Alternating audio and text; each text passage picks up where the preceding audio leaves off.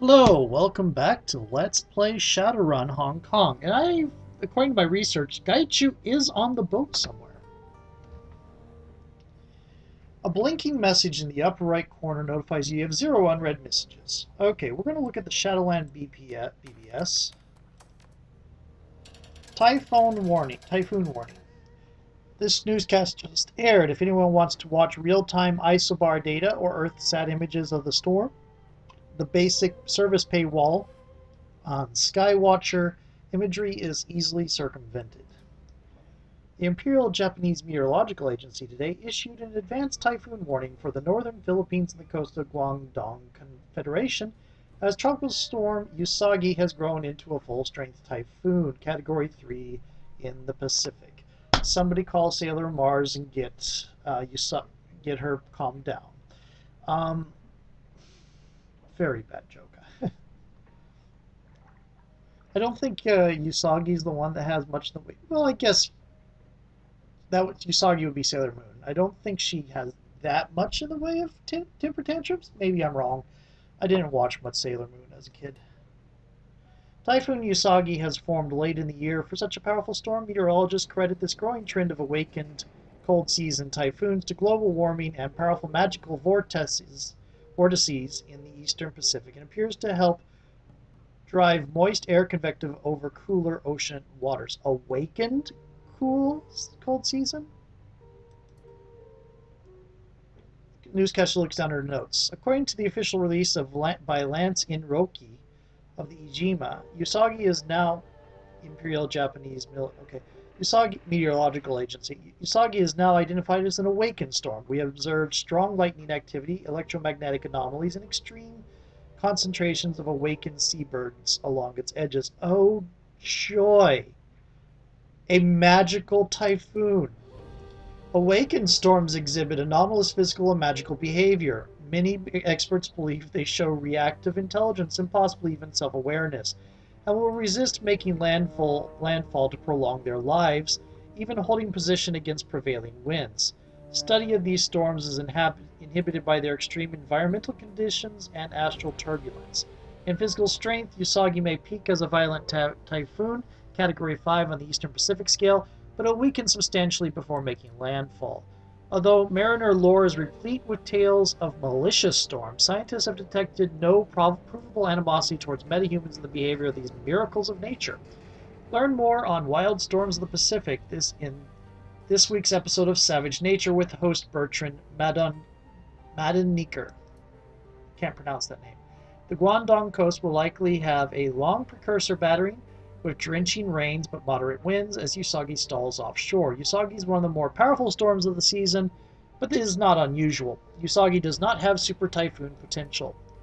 This is going to be perfect. A long, soft hit by Usagi. Lots of electromagnetic interference. Security and cops all tied up. It's running season. Blood Meridian. I hope everyone's ready for a high operational tempo. Our fixers are already scrambling for crews. I heart storms. I love storms. Oh, joy. Verse smack. Come one, come all, and welcome to what could very well be the last Shadowland Poetry Slam. There's something kind of sad about that end of an era. In honor of Jivebert, I created an expert system that writes haikus. It takes whatever's being said in a thread and turns it into a poem. Mind if I fire it up? Snazzy, you shouldn't have. What kind of poetry slam includes bots? This is lame. Now you mad. Homage to Jivebert, the program stirs. Turns out text, 3 lines mar the piece. Haha, that's brilliant. Now I can hang up my quill. I really don't buy that a bot can produce poetry like a living, breathing, feeling human being. Sorry, Tennyson. This is bullshit. Despair grips the poets. A machine crafting haikus. The Jive bot breaks free. Was that supposed to happen? The slam is now slammed. This program has broken loose. Pandemonium! Well, look on the bright side. How much damage can a runaway poetry bot do anyway? You fucking people.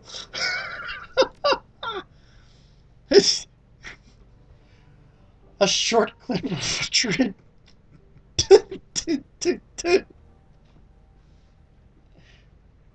I will recover from I will recover from the jive bot. Oh my goodness.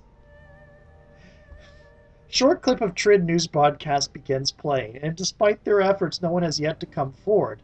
The government of Hainan has denied all connection with the terrorist fugitives, even going as far as to state that the White Star organization no longer exists. There has still been no word from the HKPF on the whereabouts of the fugitive terrorists. The mood on the streets is nervous. There is no telling when or where these terrorists will strike. For now, the Special Duties Unit of the HKPF remains on active alert, ready to respond at a moment's notice. This is Sunny Ching with Horizon News signing off. What a load of crap. How are they going to convince us a bunch of terrorists got into the fez and then just disappeared under their noses, huh? This would never happen if Lone Star was the sole police force here. Sure, because heavily armed terrorists never sneak into Lone Star cities like Chicago and Seattle only to disappear and remain free to roam the streets. After they engage in public gun battles. Heaven shot. There's no way Hainan is connected to these people. If they were really White Star, they'd have struck already. Their entire modus operandi is suicide bombings and civilian casualties. If these people are hiding, they're probably on the wrong side of a setup. Sure, because everybody in the shadows is just some bleeding heart fighting in the megas because they believe in freedom. Grow the hell up. Searching for a tailor for some unusual custom work. Might know a guy. Is this for armor? Not exactly. It's a surprise birthday gift for a friend. The friend's drone, actually. What exactly do you want a tailor to make for a drone? A cat costume. With soft little ears and paws. Or better yet, a bear suit. Ooh. A red samurai outfit. I even have reference that I can provide. Okay. You got a fat stack of new yen? This is going to cost. I'll find the new yen. Can you help me? This will be so worth it. Yeah, I'll hook you up. They're going to make, what, a cat costume or a bear costume or... Okay. I love Shadowland. Shadowland's wonderful. Can't get a flight to Seattle. Hey, I've got a problem I'm hoping one of you can help me with. I came out to the Fez 2 weeks ago for work. Now that job is wrapped up. I've been trying to get an under-the-table flight to Seattle for the past week. Off the books, no passport control, that kind of thing. Nobody's making the trip. What gives? Check the news feeds, man. Haven't you heard? The Seattle is on lockdown. Nothing coming into or out of the city without a thorough search for at least another week. They caught some smugglers trying to move some really nasty stuff in through a covert landing at Discovery Park. That seems like a bit of an overreaction. Tons of awful stuff moves through Seattle every day. What's so different about this time? Not like this. You didn't hear it from me, but I have some friends with ICE. They say whatever it was, it set off the radiological alarms of the Coast Guard ship that was sweeping the area. We're talking fissionable material here, enriched and ready to go in a bomb. No way, I don't buy that for a second. More likely some Corps had an accident with one of their ships and dumped some radiological material. They just don't want to admit it, so City Hall is covering their asses. Phaedra. There's somebody who is into Greek mythology. Adriel. Don't dismiss the news so lightly. The smugglers were carrying cargo for Winter Night. It's only pure luck the cargo was intercepted at all. Who the hell is Winter Night? Sounds like a goblin rock band. D-Ray. Not who, what. All you need to know is this. Winter Night is bad news. You cross them, they destroy your life. You ever run into any of them on a job? I suggest a solution that comes in 7.62mm. New Pinoy in HK. Hi there, just arrived in HK from CFS and want to meet other runners from the Philippines. Salamat po. Oh, okay. Anyone? I make a really good pancit. Well, why didn't you say so right away? Kumusta po kayo? Lots of former Hook families here. Welcome! Hi, Taga-san ka, me from Manila. I'm a decker, you? QC here, I'm a decker too. Pancit is fine and good, but can you also make dinuguan? PM me if you can. Makati Mike. Kumusta? Darling. Nice to meet you, QC Blues. Hi there, street mage here. Might know some Pinoy runners looking for a new decker. Welcome. Oh, good grief, I love Shadowland. Pay data? No pay data. Go back. Okay, So I've heard that Gaichu is... Aha.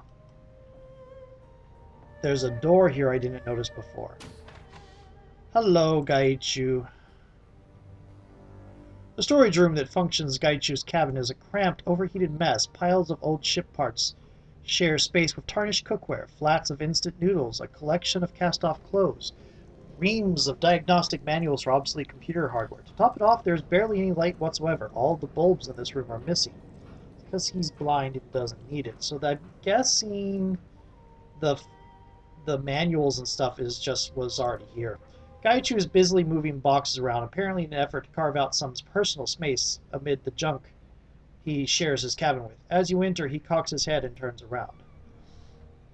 Welcome to my sanctuary, Noel.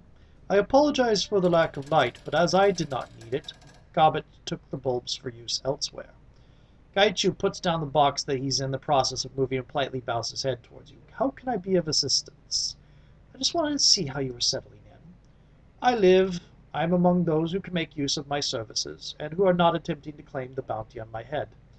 Is that enough? Not enough for now. Gaichu rolls his shoulder in a diffident shrug. Any thoughts on the last run?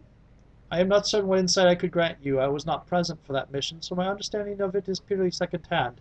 And you did not know where to find me for the previous run, where I would have had an insight.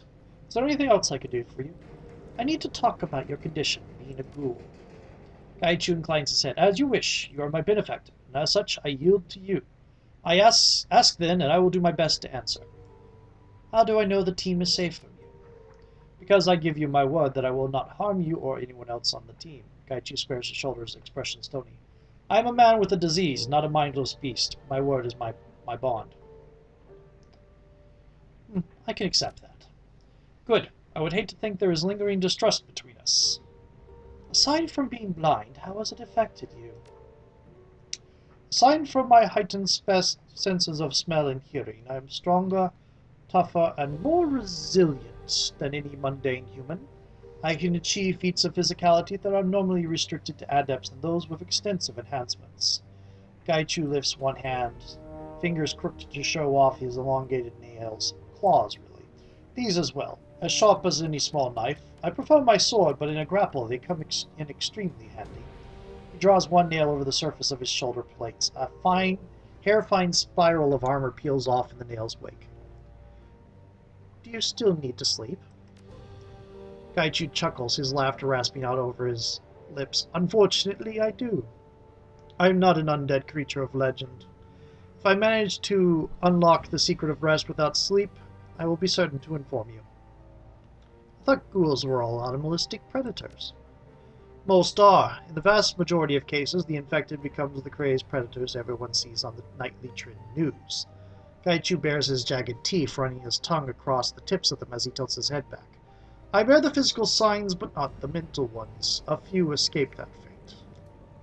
There are others, though. In Africa there is a nation of ghouls called Asamando.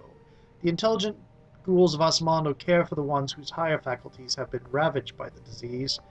Still, it is not a safe place to visit. You're lucky to still have your mind. What makes you different? I am willful. Those with a strong sense of self, a chip on their shoulder, if you will, are always those that survive the infection with their minds intact. I suppose I am selfish enough to have retained a passable semblance of my former humanity, such as it is. Seems like your condition has stabilized. For now it has. I will not suddenly become a ravenous beast lurking in the hold of your ship, at least no more so than I already am. Gaichu bares his teeth in a wry grin, dipping his head a little. Why did you pick the name Gaichu anyway? It was given to me. This is what the Japanese call ghouls for the most part. I am vermin, a thing shunned by polite society, to be hunted and slain for a bounty. My old life is gone. It seemed as apt a name for the streets as any other that I could choose. I like that attitude. It turns the tables of power, reclaims the word. Gaichu dips his head in agreement. One does not defeat the enemy solely by strength of arms. One must turn one's own weaknesses into strengths. It is an old and valuable lesson too often forgotten. Your armor is heavier than what most Shadowrunners wear, and more distinctive, too. Oh, I don't have corporate etiquette. That is correct. It is the armor worn by the elite soldiers of the Rinraku corporate military, the Red Samurai. What are the Red Samurai? Rinraku's military special operations division, the most elite that the corporation has to offer. On par with Ares Firewatch or Tyr Tarangaya's ghosts, Red Samurai are world-class soldiers assigned to only the most difficult and important mission. Aren't they going to come looking for your armor? Of course they are, but not for the reasons that you assume, he smiles grimly. If it is a danger to the team, I need to know about it. I mean to say that they will come looking for me because I was bound by duty to commit seppuku rather than flee. Obviously I have failed in my duty, and that is a grave insult and embarrassment to the team. You were a Red Samurai. Indeed, for the entirety of my adult life I was a member of Renraku military, specifically the Red Samurai. That changed recently. I feel the reasons are abundantly clear. Hence I still possess my armor, my sword, my training. They have served me well in both my previous life and in this one. How did you end up running the Shadows? Gaichu rasps out a coughing laugh that reverberates through the cramped room. What other employment is appropriate for a cannibal whose only previous experience is in military operations? There are not many things I know how to do. This is one of them. You weren't always a ghoul, though. In theory, Red Samurai who are wounded are given the best in medical treatment and cybernetics. If these are insufficient to return them to active duty, they are given a pension and retired. In practice, this is never the case. Red Samurai teams do everything together. Eat, sleep, train, play. We learn to think for each other, move as a single entity. When part of that team is broken, it affects everyone. Gaichu runs his claws over his scalp, sighing. The other members of the unit would be distracted, thinking about a wounded comrade, and would resent a new member for usurping the old member's place. So the wounded invariably take the same course of action for the good of the team. Ritual suicide. Seppuku. Interesting way to ensure unit cohesion. Perhaps in the UCAS or other Western countries it would not be necessary, but for us the laws of etiquette are different. Some call it extreme, but it is always done willingly, or almost always, I should say. In my case, I became infected while on a sabotage mission against Shiawase in Osaka. The unit was exfiltrating on foot from a Naniwa ward through the Arinchiku slums. We had not anticipated a ghoul nest on our route. My surprise got the better of me and I was bitten. Understand that since the passage of the Yamato Act, Japan is a pure country. Metahumans are deported, and to be infected with HMHVV is to be less than an animal. You will be killed on sight. Since this was, in effect, the same as being permanently crippled in the eyes of the team, it was expected that I would kill myself.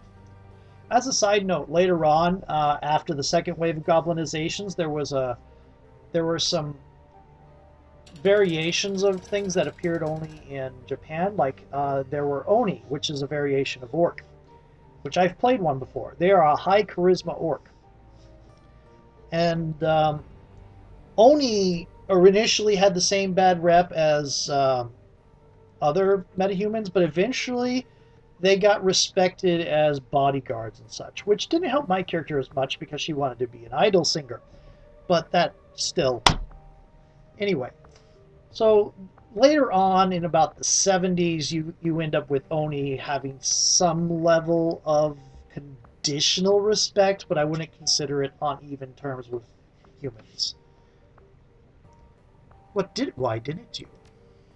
Because I was still capable of fighting. I questioned the necessity of suicide. Why should I die if I was still as effective as before? Was I not worth having simply because my diet changed? One does not discard a quality tool simply because the surface is stained. I made the decision to leave while the unit was allowing me time to prepare for my expected suicide. I took nothing but my weapons, armor, and a small number of personal mementos. I knew that the unit would hunt me down and kill me.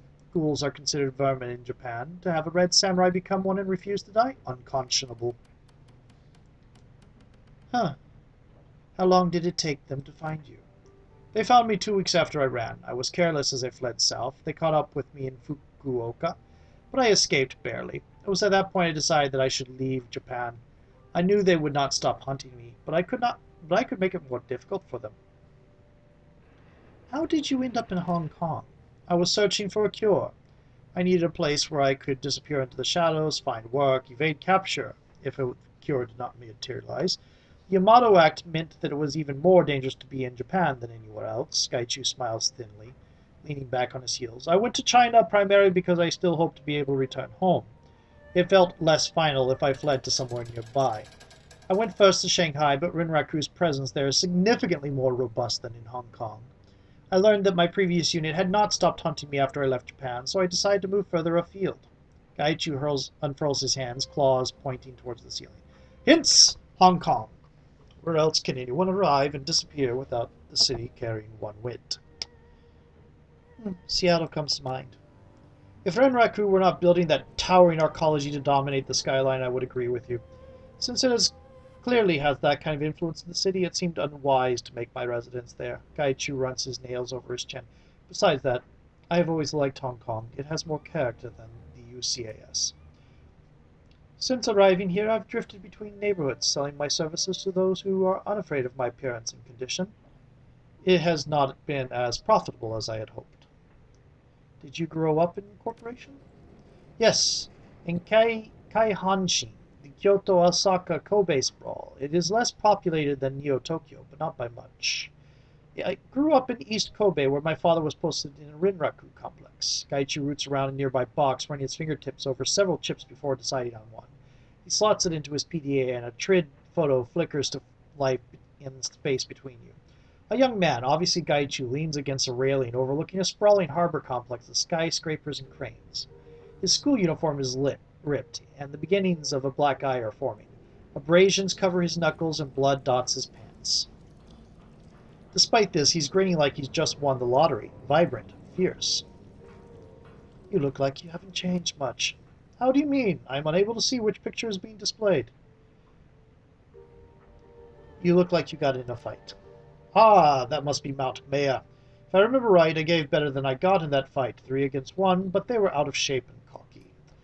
I used to cause a lot of trouble when I was in school. My father was constantly raging that I had no sense of responsibility and that I needed to take life more seriously. A cackle erupts from Gaichu, sudden mirth spreading across his face. The final straw was when he bailed me out of a jail. I would have tried Raymond's patience too. That is the curse of fathers everywhere, to have their children give them ulcers, especially true for high-strung authoritarian ones like Yasujiro. My friends and I stole a delivery van. It had a shipment of Shiawase Simpsons decks, brand new, very expensive.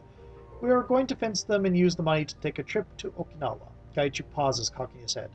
Are you familiar with what it's like to grow up in a corporate family? Not a clue. You have to understand, children are trained to hate rival corporations. We did not regard a theft of Shiawase goods as illegal. We were simply doing our part to ensure Rinraku's supremacy. This kind of behavior is ignored and even tacitly encouraged by company media. Unfortunately, we were caught by Shiawase's security, not Rinraku. I'm going to finish this conversation and then go to the next video. You think your father approved, even secretly? I doubt it very much. For him, the activity was not the issue, it was that I was caught and embarrassed both the company and him. He is very much a man who believes that there is a proper way to do things, and I had once again cut corners. What did your father do next? Gaichu clicks his tongue a few times. He seems reluctant to continue.